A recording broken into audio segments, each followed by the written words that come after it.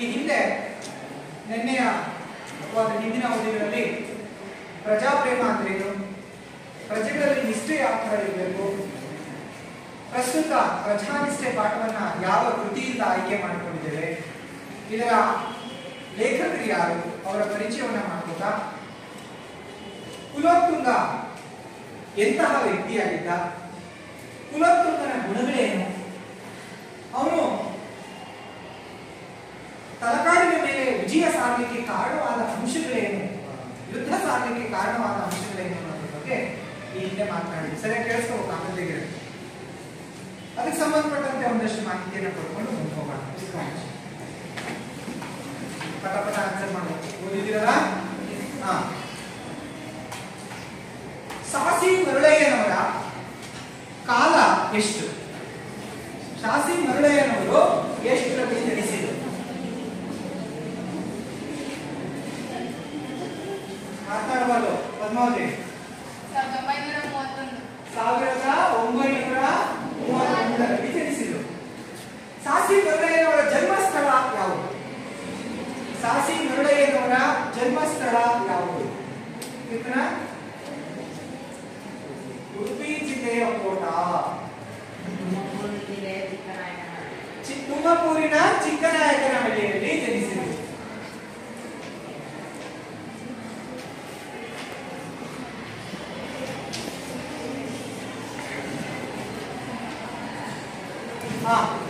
ಇವರ ಪ್ರಸಿದ್ಧ ಒಂದೆರಡು ಕೃತಿಗಳು ಹೇಳ್ತೀರಾ? ಇವರು ರಚಿಸಿರುವ ಪ್ರಸಿದ್ಧ ಕೃತಿಗಳು ಹೇಳಿ. ಯಾರಾದ್ರೂ ಪಟ್ ಅಂತ ಹೇಳ್ಬೋದು. ಯಾರಾದ್ರೂ ಹೇಳ್ಬೋದು. ಸೋಮದ ಗುಡಿ, ನಾಟ್ಯ ಮಯೂರಿ, ವಚನ ವೈಭವ, ಬೇಡ ನೀನು ಹೇಳು. ನಾಟ್ಯ ಮಯೂರಿ, ವಚನ ವೈಭವ, ಮತ್ತೆ ಸೋಮನ ಗುಡಿ ಹೋಗಲ್ಲ, ಕಾರಂತರು ಕೆಂಗನ ಕಲ್ಲು, ವಚನ ವೈಭವ, ವಿಜಯ ವಾತಾಪಿ ಎನ್ನುವ ಕೃತಿಗಳನ್ನ ಬರೆದಿದ್ದಾರೆ. ಕೂತ್ಕೊಳ್ಳಿ. ಹೊಯ್ಸಳ ಸಾಮ್ರಾಜ್ಯದ ಪ್ರಗತಿಯನ್ನ ಕಂಡು ಯಾರ ಕಣ್ಣು ಕಿಸುರಾದರು? ಯಶಸ್ವಿನಿ ಪರರಾಜರ ಕಣ್ಣುಗಳು ಕಿಸುರಾದರು. ಹೊಯ್ಸಳ ರಾಜನನ್ನ ಬಗ್ಗು ಒಯ್ಯಬೇಕೆಂದು ಹೊಗಳಿಸುತ್ತಿದ್ದವರು ಯಾರು? ಹೊಯ್ಸಳ ಸಾಮ್ರಾಜ್ಯದ ದೊರೆ ಅದೇ ಅದರಲ್ಲಿ ಪ್ರಮುಖನಾದ ಒಬ್ಬ ರಾಜ ಇದ್ದಾನೆ. ಕುಲೋತ್ತುಂಗ ಅಲ್ವಾ? ಕುಲೋತ್ತುಂಗ ಗಂಗರ ಯಾವ ಸಾಮ್ರಾಜ್ಯವನ್ನ, ಯಾವ ಸ್ಥಳವನ್ನ ತನ್ನೆಡೆಗೆ ಸೆಳ್ಕೊಂಡಿದ್ದ? ಯಾವ್ದನ್ನ? ತಲಕಾಡು ಭಾಗ. ತಲಕಾಡನ್ನ ರಾಯಭಾರಿಯಾಗಿ ನೋಡ್ಕೊಳ್ತಾ ಇದ್ದಂತಹ ರಾಜಪ್ರತಿನಿಧಿಯ ಆದಿಯಮ. ಆದಿಯಮನಿಗೆ ಕುಲೋತ್ತುಂಗ ಏನೆಂದು ಪ್ರಚೋದನೆ ಮಾಡ್ತಾ ಇದ್ದಾನೆ? ಏನಂತ ಪ್ರಚೋದಿಸ್ತಿದ್ದ? ಮೊದಲು ಸಣ್ಣ ಪುಟ್ಟ ಹಳ್ಳಿಗಳನ್ನು ವಶಪಡಿಸಿಕೊ, ಆಮೇಲೆ ವಿಷ್ಣುವರ್ಧನ ಸಾಮ್ರಾಜ್ಯವನ್ನ ಲಗ್ಗೆಗೋಣ ಅಂತ ಹೇಳಿ ಒಂದು ಬಾರಿ ದಂಡಯಾತ್ರೆಯನ್ನ ಕೈಗೊಂಡು ಈಗ ಸಕಲ ಸೇನಾ ಸಮೇತವಾಗಿ ದಂಡಯಾತ್ರೆಯನ್ನ ಕೈಗೊಂಡಿದ್ದಾರೆ. ಮುಂದೆ ಏನಾಗಿದೆ ಅನ್ನೋದನ್ನ ನಾವು ನೋಡ್ಕೋಬೇಕಲ್ವಾ? ಕೂತ್ಕೊಳ್ಳಿ ಮಕ್ಕಳೇ. ಈಗ ನಾನೊಂದು ಕತೆ ಹೇಳ್ತೇನೆ. ಆ ಕಥೆಯನ್ನು ಆಲಿಸಿ ನಂತರ ಮುಂದಿನ ಪಾಠಕ್ಕೆ ಹೋಗೋಣ. ಒಂದು ಊರು, ಆ ಊರಿನಲ್ಲಿ ಒಬ್ಬ ನಾಯಕನಿದ್ದ. ಸಾಮಾನ್ಯವಾಗಿ ನಾಯಕ, ಶಾನುಭೋಗ, ಪಟೇಲ ಈ ಪದವಿಗಳನ್ನ ವಂಶ ಪಾರಂಪರ್ಯವಾಗಿ ತನ್ನ ಮಕ್ಕಳಿಗೆ ಕೊಡ್ತಾ ಬರ್ತಾರೆ. ಆ ಊರಿನ ನಾಯಕನಿಗೆ 3 ಜನ ಮಕ್ಕಳಿದ್ರು. ಹಾಗಾದ್ರೆ ಈ 3 ಜನ ಮಕ್ಕಳಲ್ಲಿ ಯಾರಿಗೆ ಮುಂದಿನ ಉತ್ತರಾಧಿಕಾರಿಯಾಗಿ ನಾಯಕತ್ವವನ್ನು ಕೊಡಬೇಕು? ಯಾರ ಜೊತೆ? ಯಾಕೆ ಹಿರಿಯ ಮಗನಿಗೆ ಕೊಡ್ಬೇಕು? ಯಾಕೆ ಮಾತಾಡಿ ಹೇಳಮ್ಮ. ವಯಸ್ಸಿನಲ್ಲಿ ದೊಡ್ಡವನು, ಅವನಿಗೆ ಅನುಭವ ಇರ್ಬೋದು, ಅದಕ್ಕೆ ಅನ್ಕೊಳ್ಳೋಣ ಅಂತ ನಿಮ್ಗೆ ಅನಿಸ್ತಿರ್ಬೋದಲ್ವಾ? ಕೂತ್ಕೊಳ್ಳಿ. ಈ ಹಿಂದಿನ ಪೂರ್ವಕಾಲದ ಪರಂಪರೆ ದೊಡ್ಡ ಮಕ್ಕಳಿಗೆ ಪಟ್ಟವನ್ನ ಕೊಡುವಂಥದ್ದು ನಾವು ನೋಡಿದ್ದೀವಿ. ರಾಮಾಯಣ ಮಹಾಭಾರತ ಕಾಲದಿಂದಲೂ ಇವುಗಳ ಪಟ್ಟ ಬಂದಿದೆ. ಆದ್ರೆ ಆ ನಾಯಕ ಒಂದು ತೀರ್ಮಾನಕ್ಕೆ ಬರ್ತಾನೆ. ತನ್ನ 3 ಮಕ್ಕಳನ್ನ ಕರೆಸಿ, ನೋಡ್ರಪ್ಪ, ನನಗೆ ವಯೋಸಹಜವಾಗಿ ಅನಾರೋಗ್ಯ ಬಂದಿದೆ, ಇನ್ನೇನು ಕೆಲವೇ ದಿನಗಳ ಬದುಕಿ ನಾ ಸತ್ತೋಗ್ಬಿಡ್ತೇನೆ, ಊರಿನ ನಾಯಕತ್ವವನ್ನು ನೀವು ಪಡ್ಕೊಳ್ಬೇಕು ಅಂತಂದ್ರೆ ನೀವು ಈ ಊರಲ್ಲಿ ಹೋಗಿ ಒಂದಷ್ಟು ಜನಕ್ಕೆ ಒಳ್ಳೆ ಕಾರ್ಯಗಳನ್ನ ಮಾಡಿ ಜನಬಲವನ್ನ ಪ್ರತಿಪಾದನೆ ಮಾಡ್ಕೊಂಡು ಬಂದ್ರೆ ಅವರಿಗೆ ಪಟ್ಟ ಕಟ್ತೀನಿ ಅಂತ ಆಗ್ತಿದ್ಯಾ?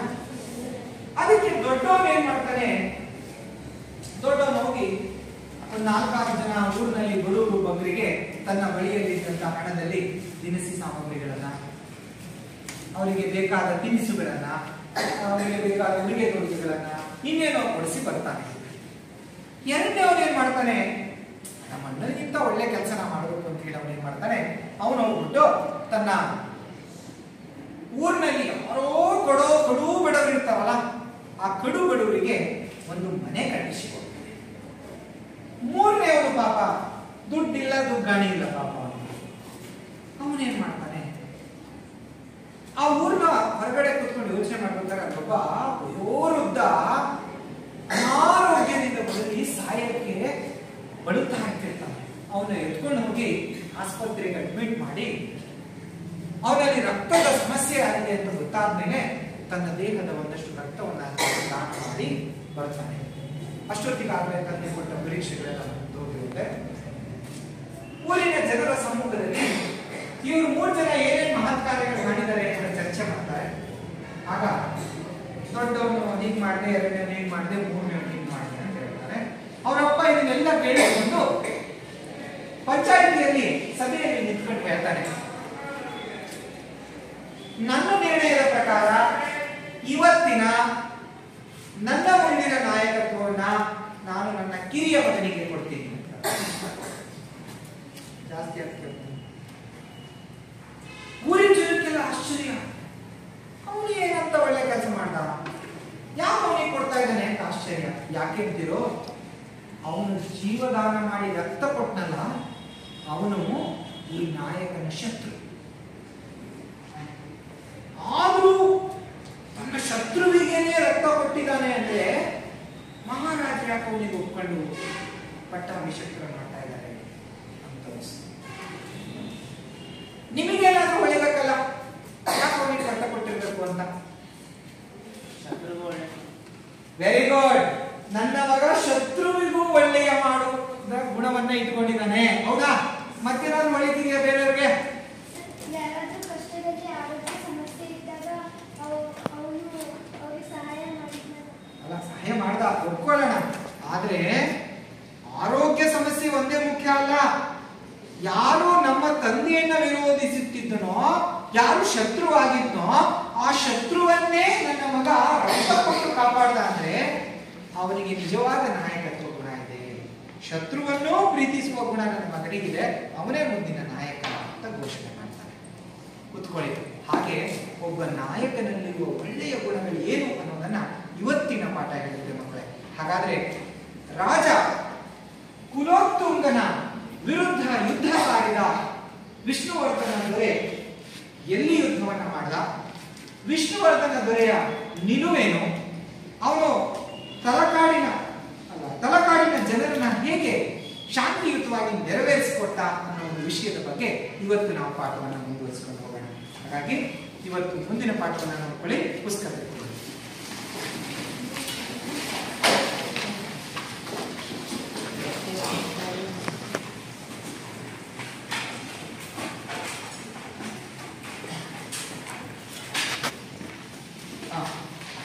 ಶಕವರ್ಷ ಮೊದಲನೇ ಪೇಜಲ್ಲಿ.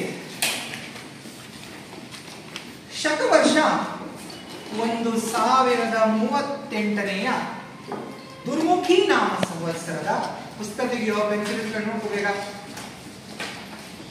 ಆಶ್ವಯುಜ ಮಾಸದ ಓದ್ಬೇಕಾದ್ರೆ ಪೆನ್ಸಿಲ್ ಬಾರ್ದು.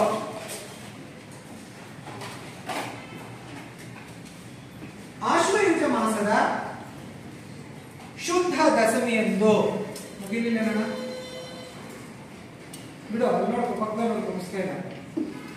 ಶುದ್ಧ ದಶಮಿಯಂದು ದ್ವಾರ ಸಮುದ್ರದ ಸೇನೆ ತಲಕಾಡಿನ ಕಡೆಗೆ ಚೈತ್ರ ಯಾತ್ರೆ ಹೊರಟಿತು.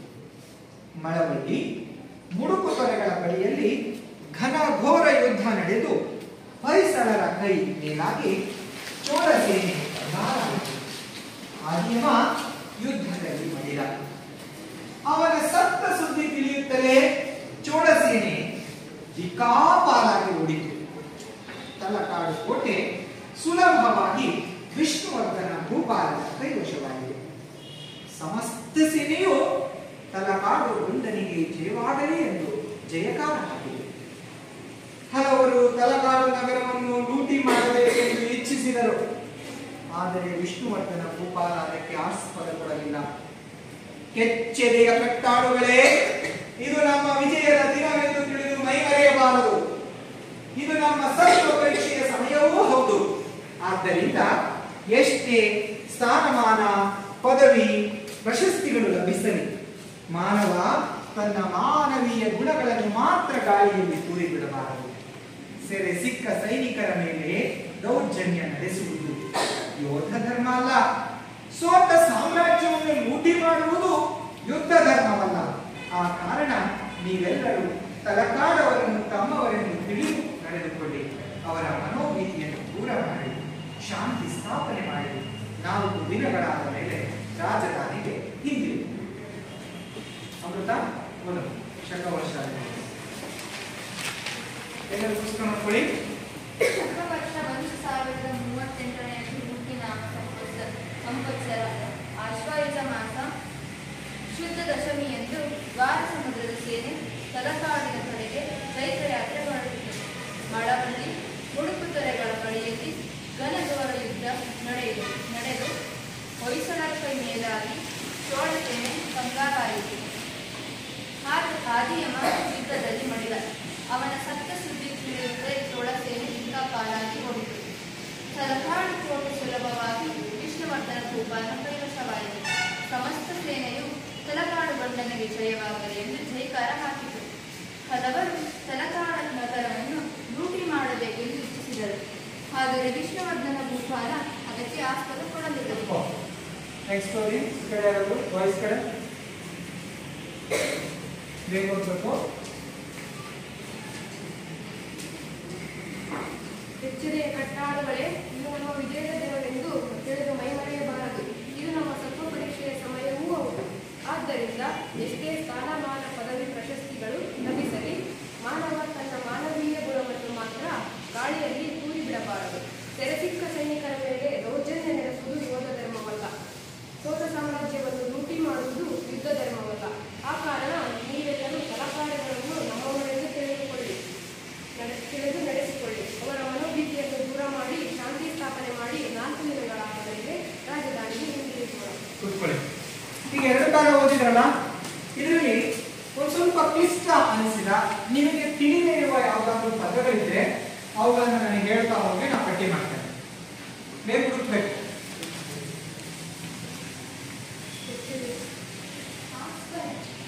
ಆಸ್ಪದ ಒಂದ್ ಕಡೆಯಿಂದ ಹೋಗ್ತಾ ನೋಡಿ. ಆಸ್ಪದ,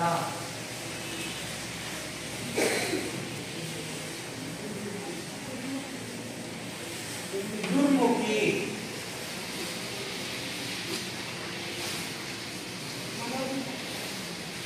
ಮತ್ತೆ ಚೈತ್ರ ಯಾತ್ರೆ,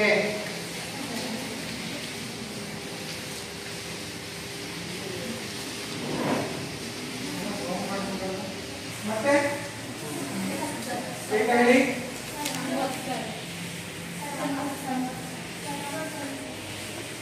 ಮತ್ತೆ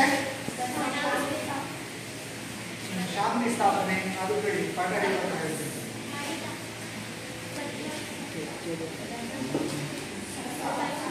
ಮತ್ತೆ ಸಿಕ್ಕವನ್ನು ನಾವು ಗಟ್ಟಿ ಮಾಡ್ತಾ ಹೋಗೋಣ.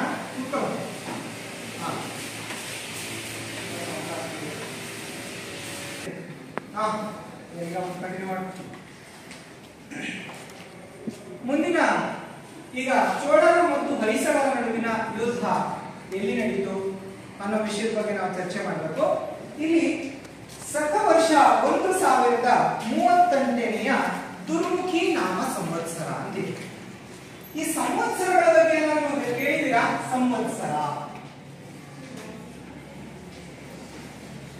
ನಾವೆಲ್ಲ ಹಿಂದೂ ಧರ್ಮದಲ್ಲಿ ಜನಿಸಿದವರೇ ಬಹಳ ಜನ ಇದ್ದೀವಿ. ಹಿಂದೂ ಪಂಚಾಂಗ ಮತ್ತು ಈ ಇಸ್ಲಾಂ ಧರ್ಮದಲ್ಲಿ ಹಿಜಿರಾ ಶಕೆ ಅಂತ ಒಂದು ಪಂಚಾಂಗ ಬರ್ತದೆ. ನಾವೆಲ್ಲ ಶಾಲಿವಾಹನ ಶಕೆಯಲ್ಲಿ ಇದ್ದೇವೆ. ಶಾಲಿವಾಹನ ಶಕವರ್ಷ 1949 ಇದೀವಿ ನಾವಿನ್ನು 2023 ಬಂದಿಲ್ಲ. 1946 ಇದೀವಿ ಪ್ರಸ್ತುತ. 49 ಇನ್ನು ನಮಗೆ 1947 ಸ್ವತಂತ್ರ ಅನ್ನೋ ಇಸ್ವಿಗೆಲ್ಲ ಅಲ್ಲಿಗೆ ತಲುಪಲಿಕ್ಕೆ ಇನ್ನು ಒಂದು ವರ್ಷ ಕಾಲ ಬೇಕು. ಇಲ್ಲಿ ಈಗ ಏನ್ ಹೇಳ್ತಿದೆ ಸಂವತ್ಸರಗಳ ಬಗ್ಗೆ. ಒಟ್ಟು ನಮ್ಮಲ್ಲಿ ಎಷ್ಟು ಸಂವತ್ಸರ ಇದೆ? 60 ಸಂವತ್ಸರ ಇದೆ. 60 ಸಂವತ್ಸರಗಳಿಗೆ ಒಂದು ಸಂವತ್ಸರ ಚಕ್ರ ಅಂತ ಕರೀತೇವೆ. ಆ ಸಂವತ್ಸರ ಚಕ್ರ ನಿರ್ಮಾಣ ಆಗಬೇಕು ಅಂತಂದ್ರೆ 60 ವರ್ಷ ಕಳೆಯಬೇಕು. ಈಗಿರುವಂತದ್ದು ಯಾವ ಸಂವತ್ಸರ? ಎಲ್ಲರೂ ಹೇಳ್ತೀರಾ? ಈಗ ನಡೀತಾ ಇರೋ ಸಂವತ್ಸರ. ನಾನು ಅವತ್ತೊಂದು ದಿನ ನಿಮ್ಗೆ ಹೇಳಿದೆ ಸಂವತ್ಸರಗಳ ಬಗ್ಗೆ ಪೇಪರ್ ಅಲ್ಲಿ ಬರ್ತಾ ಇರುತ್ತೆ ಅಂತ. ಇದು ಕ್ರೋಧಿನಾಮ ಸಂವತ್ಸರ ಅಲ್ವಾ? ಒಂದೊಂದು ವರ್ಷ ಒಂದೊಂದು ಸಂವತ್ಸರಗಳಿರುತ್ತೆ. ಅಂದ್ರೆ ದುರ್ಮುಖಿ ನಾಮ ಸಂವತ್ಸರದಲ್ಲಿ 30ನೆಯ ಸಂವತ್ಸರವನ್ನ ದುರ್ಮುಖಿ ನಾಮ ಸಂವತ್ಸರ ಅಂತ ಕರೀತೀವಿ. ಎಷ್ಟನೇದು? ದುರ್ಮುಖಿ ನಾಮ ಸಂವತ್ಸರ. ಎಷ್ಟನೇದು? 30ನೇ ಸಂವತ್ಸರವನ್ನ ದುರ್ಮುಖಿ ನಾಮ ಸಂವತ್ಸರ ಅಂತ ಕರೀತೀವಿ.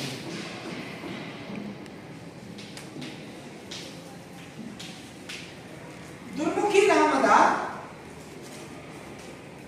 30ನೇ ಸಂವತ್ಸರದ ದುರ್ಮುಖಿ ನಾಮದ ಎಷ್ಟೇ ದಿನ? ಆಶ್ವಯುಜ ಮಾಸ. ನಮ್ಮಲ್ಲಿ ಎಷ್ಟು ಮಾಸಗಳಿವೆ? 12 ಮಾಸ. ಅದರಲ್ಲಿ ಎಷ್ಟನೇ ಮಾಸ? ಆಶ್ವಯುಜ ಮಾಸ. ಆಶ್ವಯುಜ ಮಾಸ ಸಾಮಾನ್ಯವಾಗಿ ಸೆಪ್ಟೆಂಬರ್ ತಿಂಗಳ ಅಂತ್ಯ ಅಥವಾ ಅಕ್ಟೋಬರ್ ತಿಂಗಳ ಪ್ರಾರಂಭದಲ್ಲಿ ಮಾಸ ಬರ್ತದೆ ಅಲ್ವಾ? ಆದರೆ ಆ ಮಾಸದಲ್ಲಿ ನವರಾತ್ರಿಯ ಸ್ವಭಾವ ಇರುತ್ತೆ. ಏನ್ ನವರಾತ್ರಿ ವಿಶೇಷ? ದಸರಾ ಮಹೋತ್ಸವ ನಡೆಯುತ್ತಲ್ವಾ? ಹೀಗೆ ಆಶ್ವಯುಜ ಮಾಸದ ಶುದ್ಧ ದಶಮಿಯಂದು, ಶುದ್ಧ ದಶಮಿ ಅಂದ್ರೆ ಶುದ್ಧ ಅಂತ ಯಾಕೆ ಪದ ಬಳಸಿದ್ದಾರೆ ಗೊತ್ತಾ? ಪಂಚಾಂಗದಲ್ಲಿ ಶುದ್ಧ ಏಕಾದಶಿ, ದ್ವಾದಶಿ, ತ್ರಯೋದಶಿ, ಚತುರ್ದಶಿ ಅಂತ ಬಳಸ್ತೇವೆ.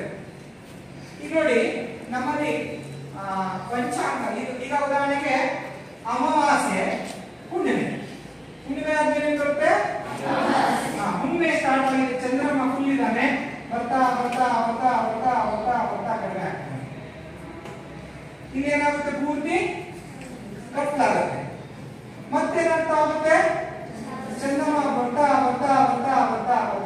ಬೆಳಿಗ್ಗೆ. ಅಂದ್ರೆ ಇಲ್ಲಿ ಹುಣ್ಣಿಮೆಯಿಂದ ಅಮಾವಾಸ್ಯೆ ಕಡೆ ಹೋದಾಗ ಏನಾದ? ಅಮಾವಾಸ್ಯೆ. ಮತ್ತೆ ಅಮಾವಾಸ್ಯೆಯಿಂದ ಹುಣ್ಣಿಮೆ ಕಡೆ ಹೋದ್ರೆ ಏನಾಗ್ತಾನೆ? ಹೆಚ್ಚಾಗ್ತಾನೆ ಅಲ್ವಾ? ಹೀಗೆ ಈ ಕಡೆಯಿಂದ ಇಲ್ಲಿಗೆ ಹೋಗೋದಕ್ಕೆ ಅಂದ್ರೆ ಬೆಳಕಿನಿಂದ ಕತ್ತಲೆಯ ಕಡೆಗೆ ಹೋಗೋದಕ್ಕೆ ಕೃಷ್ಣ ಪಕ್ಷ ಅಂತ ಕರೀತೇವೆ. ಹೌದಾ? ಇಲ್ಲಿ ಕತ್ತಲೆಯಿಂದ ಬೆಳಕಿನೆಡೆಗೆ ಹೋಗೋದಕ್ಕೆ ಶುದ್ಧ ಪಕ್ಷ ಅಂತ ಕರೀತೇವೆ. ಅಮಾವಾಸ್ಯೆ ಟೈಮು ಕತ್ತಲೆ ಹೆಚ್ಚು, ಕೃಷ್ಣನ ಬಣ್ಣ ಕತ್ತಲು ಅಲ್ವಾ? ಶುಕ್ಲ ಅಂದ್ರೆ ಬಿಳಿ, ಇದನ್ನ ಶುದ್ಧ ಅಂತ ಕರೀತೇವೆ. ಮತ್ತೆ ಬರ್ತದೆ ಅಮಾವಾಸ್ಯೆ ಬರ್ತದೆ. ಈಗ ನಾವು ಶುಕ್ಲ ಪಕ್ಷದ ದಶಮಿಯ ದಿನ ಅಂತ ಹೇಳ್ತಾರೆ. ಹೀಗೆ 10ನೆಯ ದಿನ ಅಂದ್ರೆ ನವರಾತ್ರಿಯ ಸಂದರ್ಭ. 10 ರಾತ್ರಿಗಳು ಕಳೆದು ಏನ್ ನಡೆಯುತ್ತೆ? 9 ರಾತ್ರಿಗಳು 10 ದಿನ ಏನ್ ನಡೆಯುತ್ತೆ? ಅಂದ್ರೆ ಸಂಭ್ರಮದ ಒಂದು ಸಂಕೇತ. ಅಂತಹ ದಿನವೇ ನೋಡಿ. ಅವನ ಆ ಕಡೆಯಿಂದ ಯಾರೋ ಆದಿಯವನ ಸೇನೆ ಆಳ್ವಿಕೆ ಮಾಡ್ತಾ ಇದೆ, ಕುಲೋತ್ತುಂಗನ ಸೇನೆ. ಈ ಕಡೆಯಿಂದ ಸಾಮ್ರಾಜ್ಯದ ದೊರೆ ವಿಷ್ಣುವರ್ಧನ ಶಕವರ್ಷ 1000 ಎಷ್ಟು? 1038ನೆಯ ಎಷ್ಟನೇ ಮಾಸದ? ಮಾಸದ ಶುಕ್ಲ ಪಕ್ಷದ ಶುದ್ಧ ದಶಮಿಯ ಏನು ಹೇಳಪ್ಪ? ಶುದ್ಧ ದಶಮಿಯ ದ್ವಾರ ಸಮುದ್ರದ ಸೇನೆ. ದ್ವಾರ ಸಮುದ್ರದ ಸೇನೆ ಅಂದ್ರೆ ಯಾವುದು? ದ್ವಾರ ಸಮುದ್ರದ ಸೇನೆ ಎಲ್ಲಿಗೆ ಜೈತ್ರ ಯಾತ್ರೆ ಹೊರಟು? ಕಡೆಗೆ ಜೈತ್ರ ಯಾತ್ರೆ ಅಂದ್ರೆ ಯಾವ ಯಾತ್ರೆ?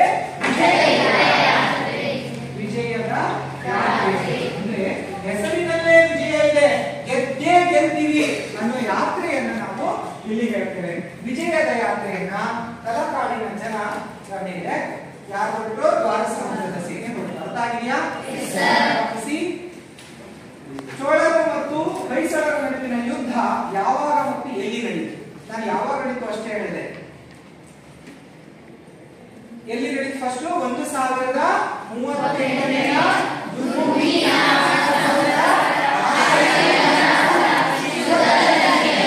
ದ್ವಾರ ಸಮುದ್ರದ ಸೇನೆ ಜಯಕ್ಕೆ ಎಲ್ಲಿ ಹೇಳ್ತಾನೆ ನೋಡಿ ಮುಂದೆ. ಮಳವಳ್ಳಿ ಮುಡುಕುತೊರೆಗಳ ಬಳಿಯಲ್ಲಿ ಘನಘೋರ ಯುದ್ಧ ನಡೀತು. ಎಲ್ಲಿ ನಡೀತು ಯುದ್ಧ? ಮಳವಳ್ಳಿ ಮತ್ತು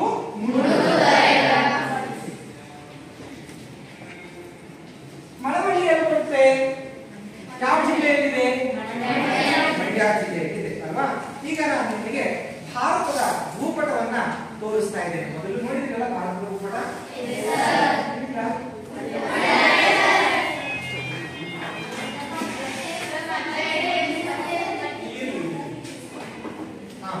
ಆನ್ಸರ್ ಈ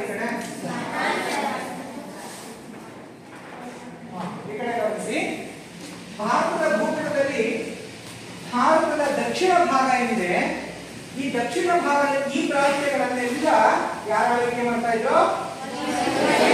ಪಕ್ಕದಲ್ಲಿ ಈ ಭಾಗದಲ್ಲಿ ಚೋಳರ ಸೇನೆ ಆಳ್ವಿಕೆ ಮಾಡ್ತಾ ಇತ್ತು. ಇಲ್ಲಿ ತಲಕಾಡಿತ್ತು. ಅದಕ್ಕೆ ಪರ್ಯಾಯವಾಗಿ ನಿಮಗೆ ಕರ್ನಾಟಕದ ಭೂಪಟವನ್ನ ಗಮನಿಸ್ತಾ ಹೋದ್ರೆ, ಈ ಕಡೆ ಕರ್ನಾಟಕದ ಭೂಪಟವನ್ನು ಗಮನಿಸಿ.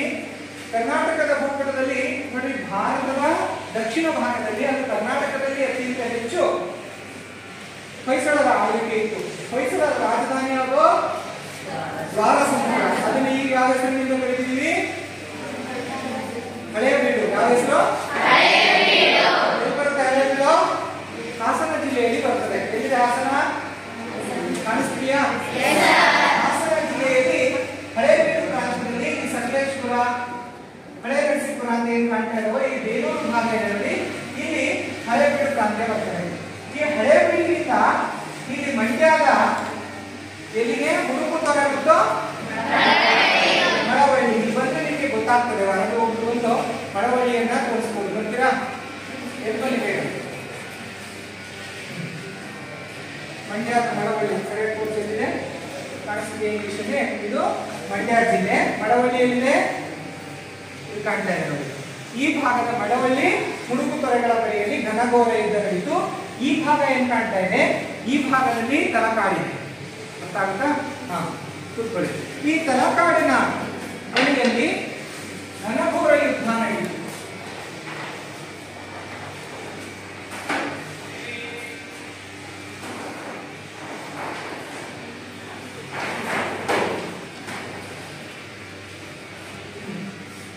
ಘನಘೋರ ಯುದ್ಧ ನಡೆಯಿತು. ಆ ಯುದ್ಧದಲ್ಲಿ ಹೊಯ್ಸಳರ ಸೇನೆ ಮೇಲಾಗಿ ಚೋಳ ಸೇನೆಯಿಂದ ಅಂದ್ರೆ ಚೋಳರೇನಾದ್ರು ಯಾವ ಮಟ್ಟಕ್ಕೆ ಸೋತರು ನೋಡಿ ಅವರು. ಯುದ್ಧದಲ್ಲಿ ಆದಿಯಮ ಮಡಿದ. ಆದಿಯಮ ಏನಾದ? ಅವನ ಸತ್ತ ಸುದ್ದಿ ತಿಳಿಯುತ್ತದೆ. ಚೋಳ ಸೇನೆ ದಿಕ್ಕಾಪಾಲಾಗಿ ಓಡಿ ಹೋಯಿತು.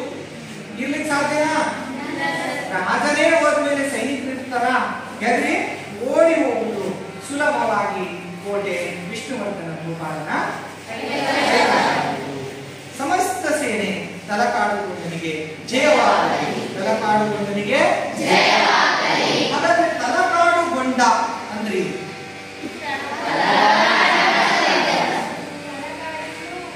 ವಶಪಡಿಸಿಕೊಂಡದ್ದರಿಂದ ಅವನಿಗೆ ತಲಕಾಡುಗೊಂಡ ಅಂತೇಳಿ ಅವನಿಗೆ ಬಿರುದನ್ನ ಕೊಡಲಾಯಿತು. ಹೀಗೆ ಚೋಳರ ಮತ್ತು ಹೊಯ್ಸಳರ ನಡುವಿನ ಯುದ್ಧ ಪ್ರಸಂಗವನ್ನ ಈಗ ನಾನು ಹೇಳಿದೆ. ಮತ್ತೊಮ್ಮೆ ಗಮನಿಸಿ.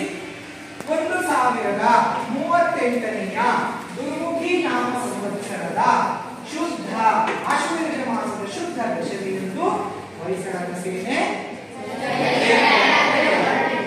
ಮಳವಳ್ಳಿ ಘೋರ ಯುದ್ಧ ನಡೆದು ಹೊಯ್ಸಳರ ಸೇನೆ ಆಗಿ ಚೋಳ ಸೇನೆ ಯುದ್ಧದಲ್ಲಿ ಯಾರು ಮಾಡಿದ? ಆದ್ದರಿಂದ ಎಲ್ಲರೂ ತಲಕಾಡುಗೊಂಡನಿಗೆ ಜಯವಾಗಲಿ ಎಂದು ಜಯಘೋಷ ಕೂಗಿದರು. ಅರ್ಥ ಆಯ್ತಾ?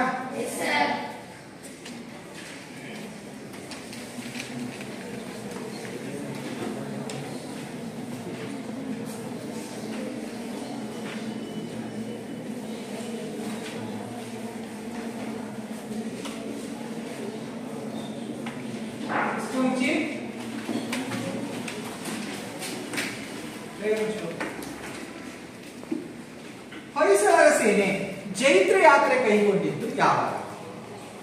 ಹೊಯ್ಸಳರ ಸೇನೆ ಜೈತ್ರ ಯಾತ್ರೆ ಕೈಗೊಂಡಿದ್ದು ಯಾವಾಗ? ಎಷ್ಟರಪ್ಪ? ಅಷ್ಟೇ, ನಾನು ಇಷ್ಟೊಂದೆಲ್ಲ ದೀರ್ಘ ವಿವರಣೆ ಕೊಟ್ಟಿದ್ದೀನಿ. ಹೇಳಪ್ಪ. 38ನೆಯ ಸಂವತ್ಸರದ ಶುದ್ಧ ದಶಮಿಯಂದು ಚೋಳ ಸೇನೆ ಅಲ್ವಾ ಚೈತ್ರ ಯಾತ್ರೆ ಕೈಗೊಳ್ತು. ಇನ್ನೂ ಸ್ಪಷ್ಟವಾಗಿ ಹೇಳ್ತೀರಾ? ಹೇಳಮ್ಮ. ಶಕವರ್ಷ 38ನೆಯ ರಾಮ ಸಂವತ್ಸರದ ಶುದ್ಧ ದಶಮಿಯಂದು ದ್ವಾರ ಸಮುದ್ರದ ಮೇಲೆ ಆಶ್ವಯುಜ ಮಾಸದ ಶುದ್ಧ ದಶಮಿಯಂದು ದ್ವಾರ ಸಮುದ್ರದ ಮೇಲೆ ಜೈತ್ರ ಯಾತ್ರೆ ಕೈಗೊಳ್ತು. ಚೋಳರ ಮತ್ತು ಹೊಯ್ಸಳರ ನಡುವೆ ಯುದ್ಧ ಎಲ್ಲಿ ನಡೆಯಿತು? ಅಮೃತ? ಮಳವಳ್ಳಿ ಮತ್ತು ಮುಡುಕುತೊರೆಯಲ್ಲಿ ಘನಘೋರ ಯುದ್ಧ ನಡೆಯಿತು. ಈ ಯುದ್ಧದಲ್ಲಿ ಮಡಿದವರು ಯಾರು? ಯಾರು ಕೀರ್ತನ? ಆದಿಯಮ್ಮ ಮಡಿದ ಅಲ್ವಾ? ಚೋಳ ಸೇನೆ ದಿಕ್ಕಾಪಾಲಾಗಿ ಏಕೆ ಓಡಿತು? ಚೋಳ ಸೇನೆ ಯಾಕೆ ದಿಕ್ಕಾಪಾಲಾಗಿ ಓಡಿತು? ಸಾನ ಯಾರು ಒಡೆಯ ಹೆಸರೇ? ಆದಿಯಮ್ಮನೇ ಮಡಿದಿದ್ದರಿಂದ ಚೋಳ ಸೇನೆ ಕಂಗಾಲಾಗಿ ಓಡಿತು. ಮುಂದೇನಾಯ್ತು ನೋಡೋಣ. ಈಗ ಇಡೀ ಚೋಳ ಸೇನೆ ಸೋತು ಸುಣ್ಣವಾಗಿ ಹೋಯಿತು. ವಿಷ್ಣುವರ್ಧನ ಗೋಪಾಲ ವಿಜಯ ಆದ. ವಿಜಯದ ನಿಮಿತ್ತವಾಗಿ ಏನೆಂದು ಜಯಘೋಷ ಕೂಗಿದ್ರು? ಗೊಡ್ಡನಿಗೆ ಜಯವಾಗಲಿ ಎಂಬ ಘೋಷವನ್ನ ಮೊಳಗಿಸಿದ್ರು. ಹಾಗಾದ್ರೆ ಹಲವರು ತಲಕಾಡಿನ ಲೂಟಿ ಮಾಡಬೇಕು ಅನ್ನೋ ಉಪಾಯ ಹಾಕಿದ್ರಲ್ವಾ? ಹಲವರು ತಲಕಾಡನ್ನು ಲೂಟಿ ಮಾಡಬೇಕೆಂದಾಗ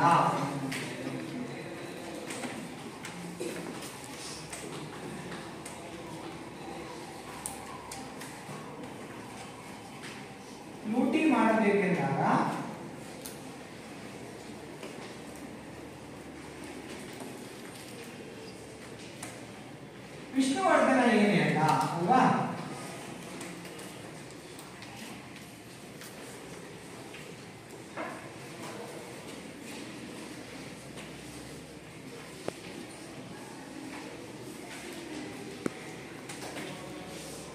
ಹಲವರು ಕಲಾಕಾರನ್ನು ಲೂಟಿ ಮಾಡಬೇಕೆಂದಾಗ ವಿಷ್ಣುವರ್ಧನ ದೊರೆಯಿಂದ ಮಾತುಗಳೇನು ಅನ್ನೋದನ್ನ ಇದು ಮಾಡೋಣ.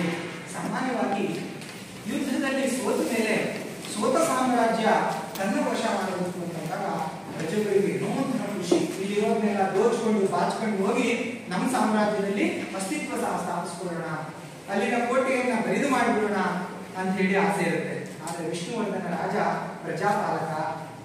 ಅಲ್ಲಿನ ಪ್ರಜೆಗಳ ಪರಿಸ್ಥಿತಿಯನ್ನು ನೋಡ್ಬೇಕಲ್ವಾ? ಈಗ ಬೇರೆ ಬೇರೆ ಕಡೆ ಯುದ್ಧ ನಡೆಯುತ್ತೆ. ಆ ಯುದ್ಧ ನಡೆದಾಗ ಅಲ್ಲಿನ ಜನರ ಪ್ರಕ್ಷುಬ್ಧ ವಾತಾವರಣ ನೀವು ಗಮನಿಸಿದ್ದೀರಾ? ಹೇಗಿರ್ತದೆ ಆ ಪರಿಸ್ಥಿತಿ ಒಂಚೂರು ವಿವರಿಸ್ತೀರಾ? ಈಗ ಒಂದು ಯುದ್ಧ ನಡೀತು ಇತ್ತೀಚೆಗೆ, ಯಾವುದು? ಉಕ್ರೇನ್ ಮತ್ತು ರಷ್ಯಾ ಯುದ್ಧ. ಆಗ ಅದನ್ನ ನೋಡಿದಾಗ ನಮ್ಗೆ ಅಯ್ಯೋ ಅನಿಸ್ತಲ್ಲ. ಯಾವ್ಯಾವ ಕಾರಣಕ್ಕೆ ಅಯ್ಯೋ ಅನಿಸ್ತಿರೋದ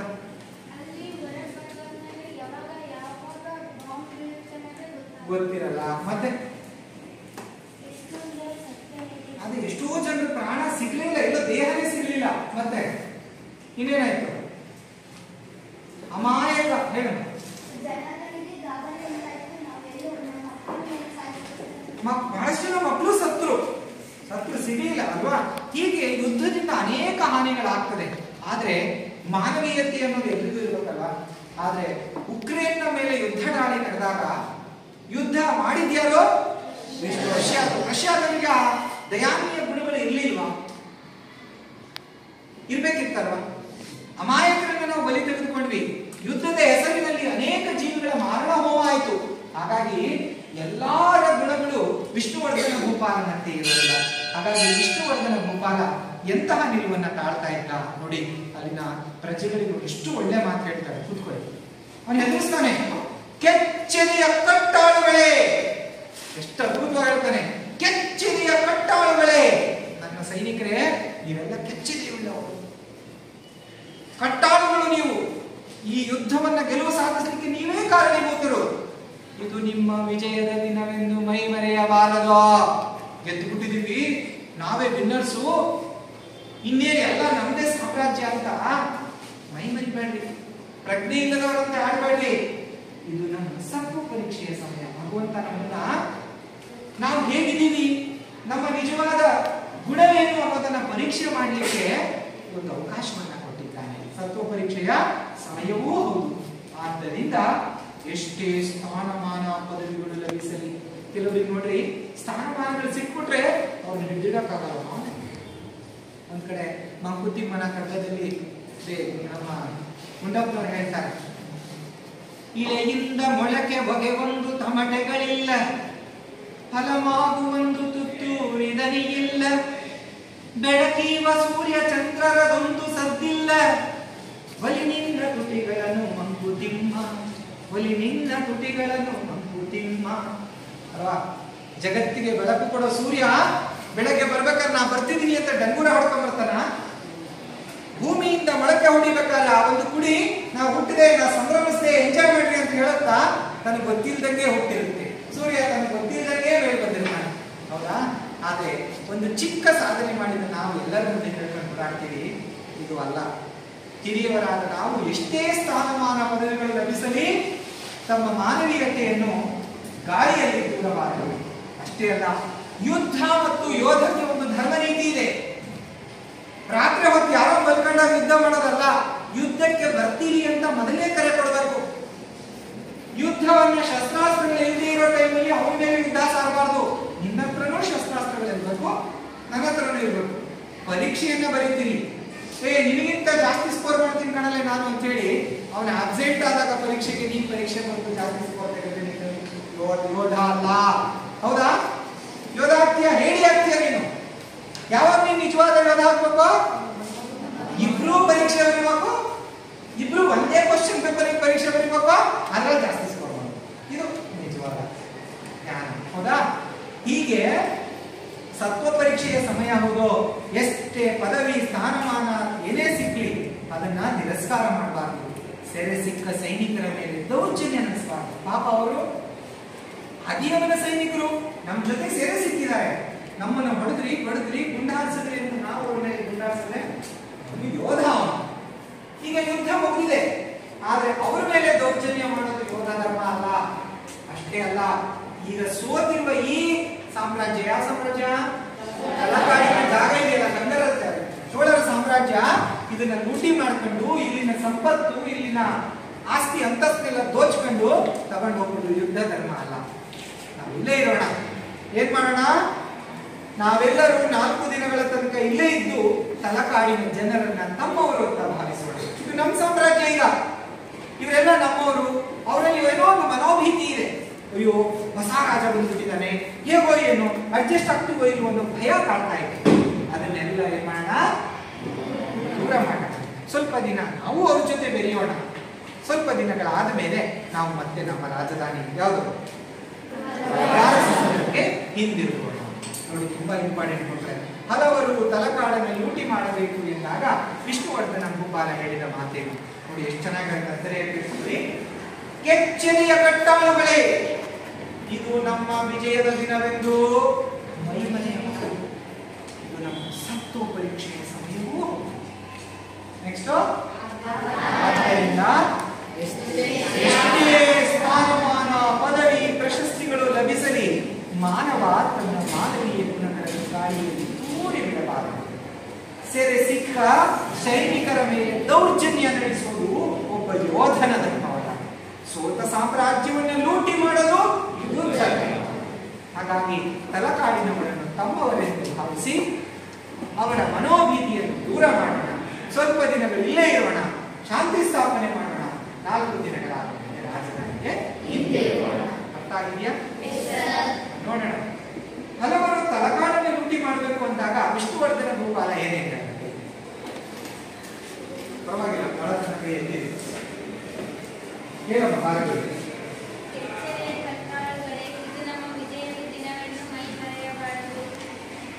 ಇದು ನಮ್ಮ ಸತ್ವ ಪರೀಕ್ಷೆಯ ಸಮಯವೂ ಹೌದು. ಮಾನವನು ತನ್ನ ಮಾನವೀಯ ಗುಣಗಳನ್ನು ಗಾಳಿಯಲ್ಲಿ ತೂರಿ ಬಿಡಬಾರದು. ಸೆರೆ ಸಿಕ್ಕ ಸೈನಿಕರ ಮೇಲೆ ದೌರ್ಜನ್ಯ ನಡೆಸುವುದು ಯೋಧ ಧರ್ಮವಲ್ಲ.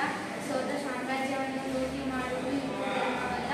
ತಲಕಾಡಿನವರನ್ನು ನಮ್ಮವರೆಂದು ಭಾವಿಸಿಕೊಂಡು ಇಲ್ಲಿ ಶಾಂತಿ ನೆಲೆಸಿ ಕೆಲವು ದಿನಗಳ ನಂತರ ರಾಜಧಾನಿ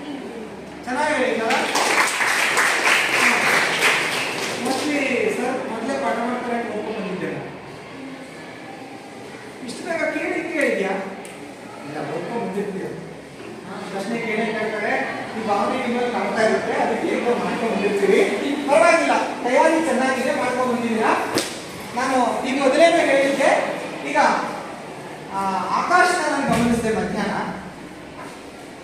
ಈ ಇದ್ರ ಬಗ್ಗೆ ಬಹಳ ಇನ್ವಾಲ್ವ್ ಆಗಿ ಸರ್ ಇದಕ್ಕೆ ಗ್ಯಾರಂಟಿ ಕೇಳ್ತಾರೆ ನಾಳೆ ಅಂತ ಒಂದು ತಯಾರಿ ಮಾಡ್ಕೊಂಡು ಬಂದಿದ್ದ. ನೋಡೋಣ ಈಗ ಅವ್ನು ಹೆಂಗ್ ಕೇಳ್ತಾನೆ ಅದನ್ನ. ಬಾರಪ್ಪ ಆಕಾಶ.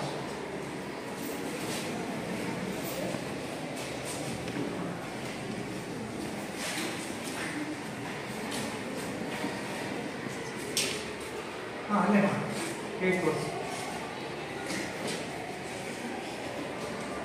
ಎಚ್ಚರಿಕೆಯ ಕಟ್ಟಾಳುಗಳೇ, ಇದು ನಮ್ಮ ವಿಜಯದ ದಿನವೆಂದು ಮೈಮರೆಯಬೇಡಿ. ಇದು ನಮ್ಮ ಸತ್ವ ಪರೀಕ್ಷೆಯ ದಿನವೂ ಹೌದು.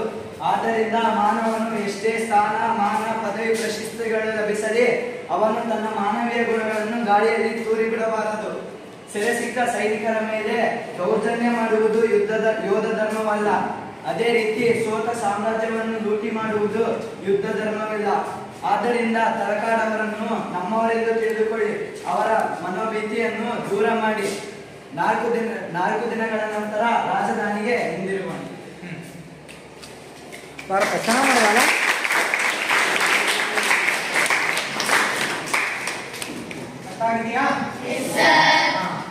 ಈಗ ನಾಳೆ ಬರ್ಬೇಕಾದ್ರೆ ನೀವು ಒಂದಷ್ಟು ಮಾಹಿತಿಯನ್ನ ಬರ್ಕೊಂಡು ಬರ್ಬೇಕು. ಏನಪ್ಪಾ ಅದು ಅಂತಂದ್ರೆ, ಹಲವರು ತಲಕಾಡನ್ನು ಲೂಟಿ ಮಾಡಬೇಕು ಎಂದಾಗ ವಿಷ್ಣುವರ್ಧನ ಭೂಪಾಲ ಹೇಳಿದ ನಿಲುವೇನು ಸ್ಪಷ್ಟವಾಗಿ ಒಂದ್ಸರಿ ಲೇಖನ ಚಿಹ್ನೆಗಳನ್ನು ಹಾಕಿ ಬರ್ಕೊಳ್ಳಿ. ಬರೆದು ಇದನ್ನ ಕಲೀರಿ. ಅಭಿನಯ ಭಾವನೆ ಕಣ್ಣೆ ಮುಂದೆ ನಿಂತ್ಕೊಂಡು ಕಲಿಯೋ ಅಭ್ಯಾಸ ಮಾಡ್ಬೇಕು ಮಕ್ಕಳು. ಅರ್ಥ ಆಯ್ತಾ? ಕೆಚ್ಚೆದೆಯ ಕಟ್ಟಾಳುಗಳೇ, ಧ್ವನಿ ಕೆಚ್ಚದೆ ಇರ್ಬೇಕಲ್ಲೇ. ವಿಜಯದ ದಿನವೆಂದು ಮೈಮರೆಯಬಾರದು. ಭಾವನಾತ್ಮಕವಾಗಿ ಓದ್ಬಿಟ್ರೆ ಎಲ್ಲ ಅರ್ಥ ಆಗ್ಬಿಡ್ತದೆ. ಈ ಒಂದು ಕೆಲಸ ಮಾಡಿ, ಮತ್ತೆ ಚೆನ್ನಾಗಿ ಓದ್ಕೊಂಡು ಬರ್ಕೊಂಡು ಇದೊಂದೇ ಪ್ರಶ್ನೆಯನ್ನ ನೀವು ಪರ್ಫೆಕ್ಟ್ ಆಗಿ ಕಲ್ತ್ಕೊಂಡು ಬಂದ್ರೆ ಇವತ್ತಿನ ಪಾಠ ಸಾರ್ಥಕವನ್ನು ಪಡೆಯಿರಿ. ಅರ್ಥ ಆಯ್ತಾ? ಮುಂದಿನ ಅವಧಿಯಲ್ಲಿ ವೀರವನಿತೆಯರ ವಿಶಿಷ್ಟತೆಗಳೇನು, ವೀರವನಿತೆಯಾದಂತಹ ರಾಣಿ ಶಾಂತಲಾದೇವಿ ಹೇಗೆ ರಾಜ್ಯಾಭಾರವನ್ನು ಮಾಡಿದ್ದು, ನಂತರ ಪ್ರಜಾನಿಷ್ಠೆ ಪಾಠದಲ್ಲಿ ಪ್ರಜಾಪಾಲಕರಿಗೆ ಇದ್ದಂತಹ ಗುಣಗಳೇನು ಬಹಳ ಅದ್ಭುತವಾಗಿ ಇಲ್ಲಿ ಸಾಸಿನ್ ಹೊರಡೆಯವರು ಕಟ್ಟಿಡೋ ಪ್ರಯತ್ನ ಮಾಡಿದ್ದಾರೆ. ಮುಂದಿನ ಅವಧಿಯಲ್ಲಿ ತಿಳಿಯೋಣ. ಎಲ್ಲರಿಗೂ ಶುಭವಾಗಲಿ.